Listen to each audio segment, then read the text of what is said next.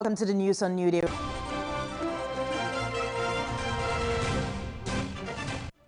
Two more suspects arrested over Cecilia Dapaah's residence theft case, increased the total number to 7.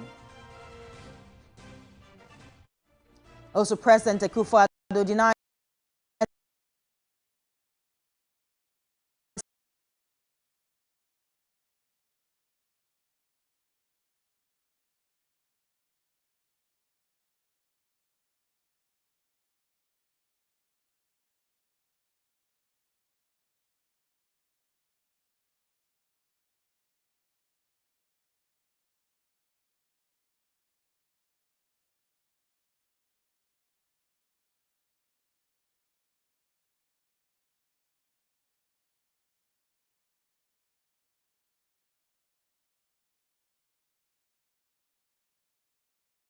claims he is back.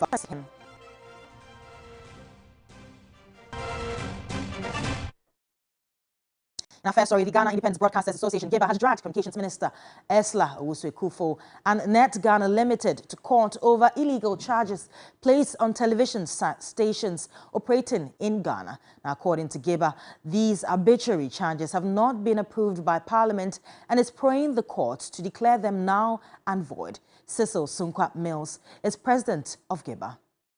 GIBA basically is in court to get a declaration for four things, as stated in the suit. First of all, we want a declaration for the decision taken by the Ministry of Communications establishing fees for what they call the contribution-linked services. That service, we believe, is null and void for want of parliamentary approval. The second one is to also look at the decision by the Ministry of Communications and Digitalization for establishing TV channels without parliamentary approval. And then we also want a declaration in which a third party that is stated in the on the writ as the second person on the suit, which is KNet Limit, the second defendant, to collect fees for contribution-linked services. They've been granted permission to collect these linked services by the Ministry of Communication, and also to further disconnect TV stations that do not pay this fee, which we think is not legal. And we want them to also quash the decision that has led to the disconnection of some TV stations from the DTT platform. To one of our headline stories now, and two more suspects have been picked up in connection with the theft of monies and valuable items from the home of former Sanitation Minister Cecilia Dapaah. DSP Emmanuel Nyamiche told the court that the first 5 accused persons could not show up in court because the investigators have travelled to Tamale for further investigations. Lord Eduasare reports. DSP Nyamiche further told the court that the Attorney General had hinted that his office would take over the case and hence prayed for adjournment for them to put their house in order. Presiding Judge Ifya Owusu-Appiah granted the adjournment and fixed August 8 for the parties to reappear. Counsel for the accused persons, Augustine Jemfi, expressed displeasure at the action by the Attorney General. If the AG is desirous and respects the judicial processes, they should have come to court today to tell the court that we want to take up the matter. However, certain so and so are not in place. Therefore, we need 1 or 2 weeks to be able to take up the matter. You don't sit in your office and you instruct a police prosecutor to tell the court that you want to take. And we know it is one of those tactics employed to keep the people in cells. 18-year-old Patience Butchie and 30-year-old Sarah J have been charged with conspiracy to commit crime and 5 counts of stealing, while 3 others, Benjamin Soa, Kweku Butchie and Malik Dauda, have been charged with dishonestly receiving the alleged stolen monies. The 2 lead suspects are alleged to have stolen personal effects belonging to Cecilia Dapaah, including assorted clothes valued at 95,000 Ghana cedis, handbags, perfumes and jewelry worth $95,000.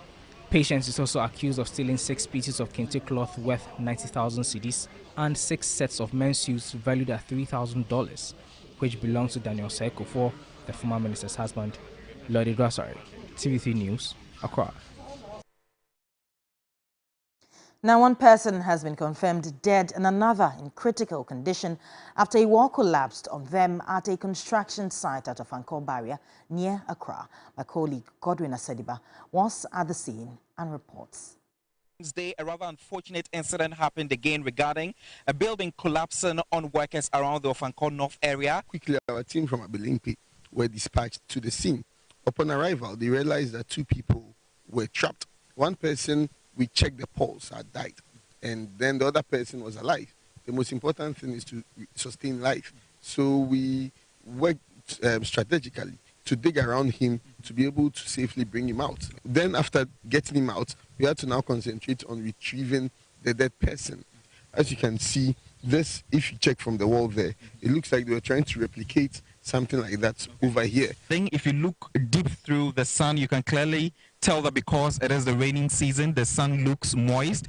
If you also look closely to where the fence caved in, just the one that is hanging around in there has huge visible cracks. Godwin Asediba.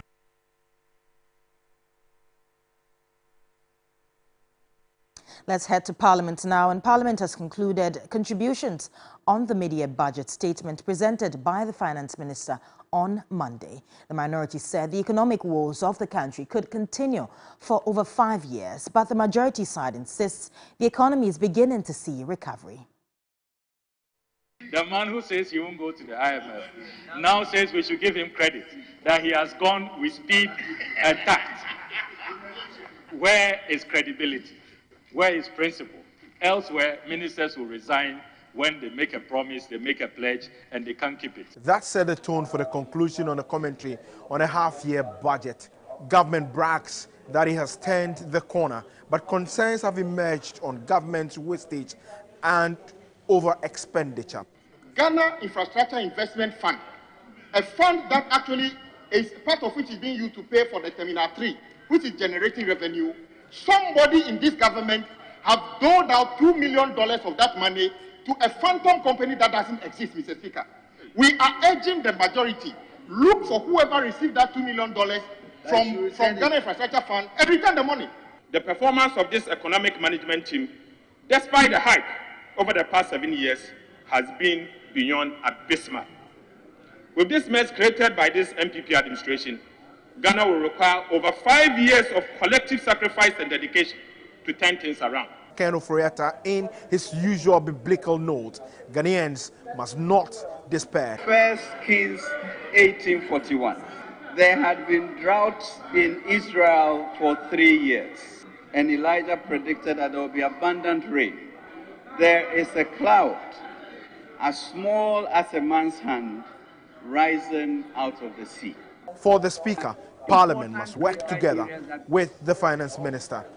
Komla Kluche, TV3 News, Parliament House, Accra. On to some more stories now. President Akufo-Addo has denied claims that he is using party machinery to support the candidature of Vice President Dr. Bawumia ahead of the party's internal presidential election. Now, he again denied claims that he is intimidating party members to back Vice President. Now, addressing party communicators at the Jubilee House, he described the claims as baseless and malicious, adding that he has never endorsed any candidate.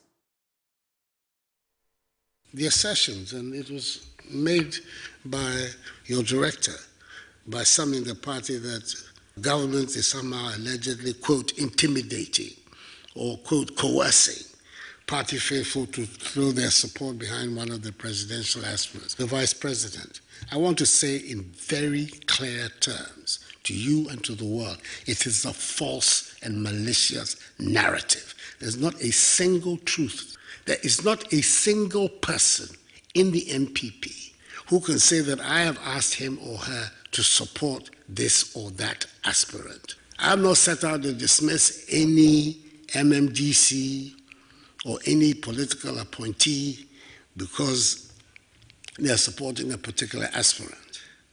No minister, no deputy minister has been thrown out of his job or even been threatened because of their support for their preferred presidential aspirant. There are members of my cabinet who are openly campaigning for particular candidates, who's not the vice president. It has not affected their presence in the cabinet. There's been no indication to them whatsoever that somehow or other I am disturbed by what they're doing. It's their right. They're party people. They can make whatever choice that they want, like all of you. I don't see what we gain by attacking the record of our own government. When you do that, and you become then party candidate, what are you going to tell the people of Ghana? Every MPP person, communicator, or whoever you are, who is a supporter of the party, it's your duty to try and defend that record. Meanwhile, political science lecturer and researcher with the Kumasi Technical University, Professor Smart Sapon, has backed President Akufo-Addo's cautions to flag-bearer aspirants to stop attacking the record of the government. He says that the party leadership must act likewise, since whoever wins the primaries will ride on the back of the party's records for the 2024 elections. The government has looked on for quite too long, because these people are not commenting as people who are not MPP people. They are still standing by the elephant. And so morally, they do not have any right to speak against the elephant they are standing by. In fact, they are who they are, partly because of the association with the elephant. And you and I can say we don't have a hand in government successes or failure. Some of these aspirants cannot say so with us. So they were part of all the successes and the failures. So the president has made a call. I earlier called on the party to also do a similar call and call these gentlemen to order. Right. You can use the same platform to project your government, because after this election, there is that bigger one they are all fighting to face. So they shouldn't waste the chances of the party in the general election just by they seeking to be flag bearers. If you are not part of it, you can say anything. But if you are part of it, you must do all things to promote the ideas. Now to some more stories. Some concerned residents of citizens of Doyumu, Kodiabe, Ayikuma and Asebi in the Shai Osudoku district of the Greater Accra region have staged a protest to express their displeasure about the bad state of their roads.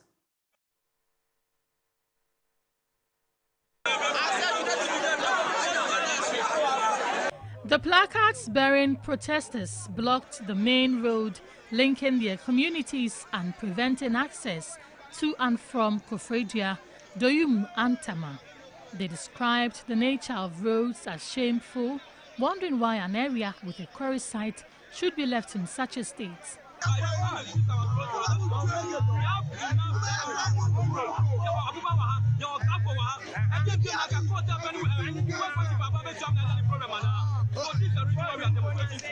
This is a third demonstration in 7 months by the people of Shai Osudoku over the poor state of roads.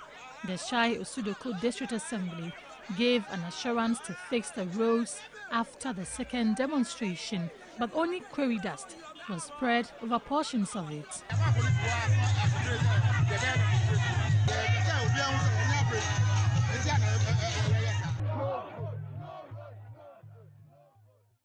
Now, the tussle between tricycle operators and city authorities in Kumasi has intensified. Some tricycle operators blocked roads to protest their ban from the Central Business District. Ibrahim Abubakar has more in the following report. Is there too on the enforcement of the ban of tricycle taxis not to operate within the Central Business District of Kumasi? Today it turned chaotic here at the Swami roundabout KJTR because the angry riders have also blocked the main road, saying they will not allow any motorists to have access to the CBD if they are also prevented from entering. The police had to intervene, convince them before finally they open up the road for vehicles to have access. You say the area no is unlawful, but you say for some kind na ebia ye beti yanka ama mpefo no a omo wosoro ate ye message a pese ye ka no wo be ba krom na tilela e pe kwan ya be park eyi nyoma It's Praja who caused that traffic.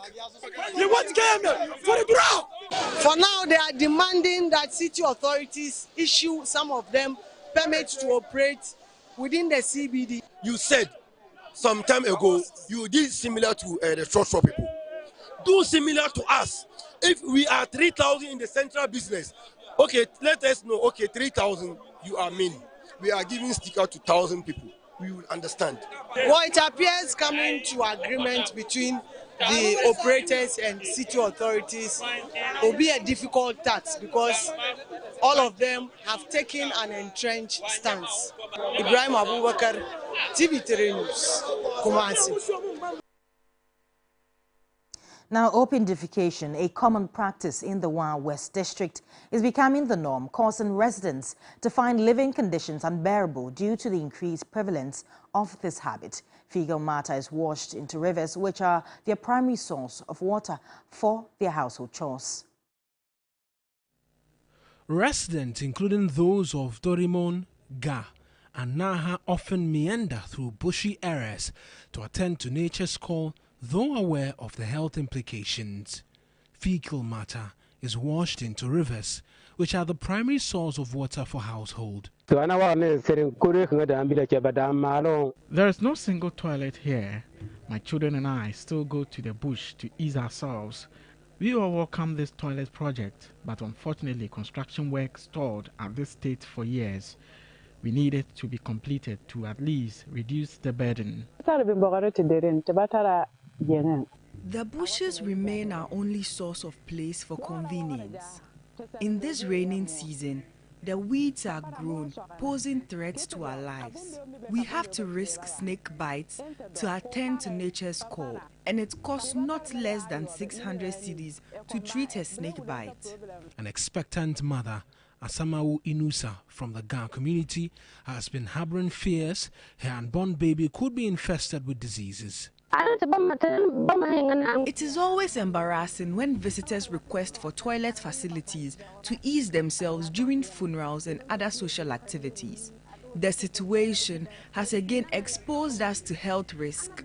There can be the outbreak of sanitation-related diseases such as cholera due to the indiscriminate open defecation. Mumuni Logu Na is the assembly member for the Ga electoral area. In the light of this, you could see that there is an abandoned toilet facility. This was a project that we solicited from the district assembly, and they began to build something for us. It has been abandoned for so long a time. The residents want interventions to reverse the trend. It is disheartening to see the nation's resources being committed this way. If you look at the structure at my back, you can see there are cracks all over, a facility that is yet to be commissioned. Now, on the international front, major cities in Niger are facing rolling blackouts following last week's coup in the West African country. The power shortages are a result of Nigeria cutting supplies to its northern neighbor, Niger's electricity company, Nigelec says. Now, West African trade bloc ECOWAS has put sanctions on Niger, but has not said if these include electricity supplies. ECOWAS defense chiefs are meeting in Nigeria to discuss a potential military intervention to roll back the coup. On Sunday, West African leaders gave Niger's military junta a week to give up power or face possible military consequences. ECOWAS Commissioner for Political Affairs, Peace and Security, Abdel Fattah Musa, said an armed intervention would be the last resort. ECOWAS has vowed to end the wave of coups that has plagued West Africa's Sahel region in recent years. With this in mind, Musa said there was a need to demonstrate that we cannot only bark, but can bite.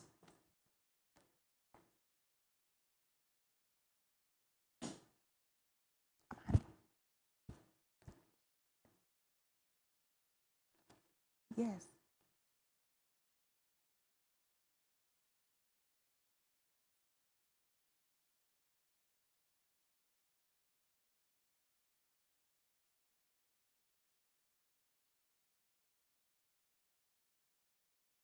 And that's all for the 6 a.m. news here on TV3. My name is Judith Tandoval. Of course, Roland and Bella are with me in the studio with the rest of New Day. Good morning. Good morning. How are you? I'm great, and you? Oh, I'm well. I'm well. We didn't say. Did you watch Godwin's documentary? Oh yes, I did. It was very interesting, very sad actually. Raised a lot of questions about sanitary pads. I mean, it's been a topic that has been discussed over the months. These past few months, a lot of people have been talking about it, including the Speaker of Parliament. It's very, very sad that so much taxes have been put on it, such that people cannot even afford it.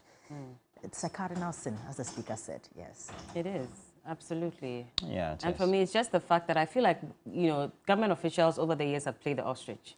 Because we have known this for quite a while, Very true. that the taxes on, you know, this product is exorbitant, and unfortunately, people cannot afford it, especially looking at the economics of our country at the moment. Why has nobody really made an effort necessarily to move it beyond just saying that we're going to scrap the taxes when we get into power? I mean, if a promise was made that ahead of, you know, the budget being approved this year, we're going to see the taxes being scrapped, and we're still not seeing that happening.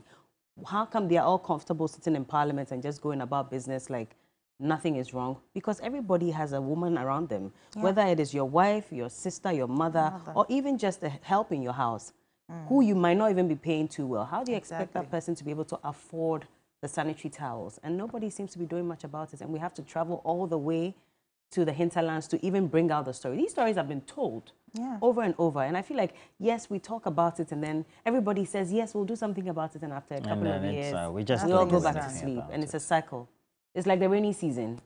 So every year we talk about it, go back to sleep, and come back again. Yeah, it's disheartening. This year we've been saved, so. But the script, I had prepared the script from last year. You had, right? I didn't even need to prepare a script. I was just going to borrow my script from last year and just, you know, hit at it again. I know. Yeah, and that's what's happening. And it's, we'll go to Adabraka.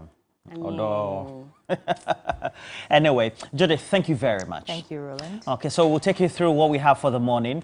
So for this morning segment, we'll talk about all the concerns and also all the things that had been unraveled in that documentary by Godwin Asedeba. And it's about how we don't have access to sanitary pads and why we need to make sure that we bring this conversation to the center as far as public discourse is concerned. And we're really going to advocate that. We're using that as one of the causes to ensure that we're also able to improve public opinion. We're also able to influence policy, and then at least try to bring some of these products to the ordinary woman or young girl who is not getting access in a community near you. So we'll discuss that. We'll pose the questions, and also we'll open the phone line subsequently. And then, of course, we'll have Johnny's Bite. And of course, we'll have the discussions. And today, Bella is having some interesting topics to discuss. It looks like some topics just won't go away, Bella. They won't go away. I mean, the issue about Cecilia Dapaah, the former sanitation minister, is back after the Attorney General put out a statement indicating that, of course, they expect the police to do some further investigation. And a lot of questions have been raised. So many inconsistencies when you read the full statement from the Attorney General as to really who owns the money, why some further investigations were not made to ascertain if the other properties that were listed in the charge sheet were confirmed to be that of Madam Cecilia Dapaah. And now it's even going further to ask the police to do some further investigations on money laundering as well. So it's a very murky situation at the moment. Yeah. There are also questions about why... It's not murky, it's the Attorney General who wants to make it murky. It is, and the fact that the Special Prosecutor already, you know, had mentioned that they were investigating this. So also those concerns. Look, what brought this to light is the fact that there was a court case. Yeah. And it is a criminal matter that had the former minister file a complaint before the police and subsequently... months after. And subsequently gone to court. And if you look at the charge sheet, it talks about who owns these properties, all the money. And now, so the police... Did they rush it? They were incompetent. They didn't do their work. I don't understand. So somebody lied to the police, or the police lied to the court. Anyway, that's not the only topic, of course. Yes, Back to the flyer that we put up earlier. We'll go back to the issue of affordable housing as well, and the sword that was cut by the president, and also the concerns about Saglemi and how minority doesn't think we should let it go. I mean, as of yesterday, we were told that some approval had been given for the properties to be transferred to a private investigator so they can finish developing and sell. So let's see how that goes. But also, Cookie is having a conversation. We have Edwige Jean-Francois Domlitz. She is the executive director for the Center for Studies on African and its diaspora. And Elizabeth J. West will also be joining us. She's a professor of English at Georgia State University. There's an interesting conversation to be had with this one as well. So please look forward to it right here on TV3 New Day. We have some entertainment. We have sports as usual, all on TV3 New Day. You can watch us live on Facebook. The hashtag is TV3 New Day at TV3 Ghana. We'll be back and we'll get into that conversation concerning sanitary towels in the country and why the taxes are so high. Keep watching.